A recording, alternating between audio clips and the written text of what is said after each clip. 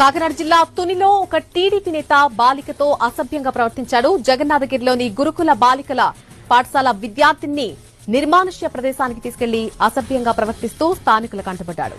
దీంతో నారాయణరావును నిలదీశారు స్థానికులు. తోటలోకి బాలికను ఎందుకు తీసుకొచ్చావంటూ నిలదీయడంతో తొలుత తడబడ్డాడు. అంతలోనే తనను ప్రశ్నించిన వారితో వాగ్వాదానికి దిగాడు. తాను కౌన్సిలర్ను అంటూ బెదిరింపులకు దిగాడు.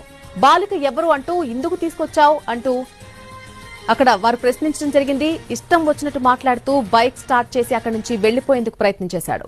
గురుకుల పాఠశాలలో 8వ తరగతి చదువుతున్న విద్యార్థిని ఇంటికి తీసుకెళ్తానని చెప్పి ఒక తోటలోకి తీసుకెళ్లాడు నారాయణరావు అనే వ్యక్తి.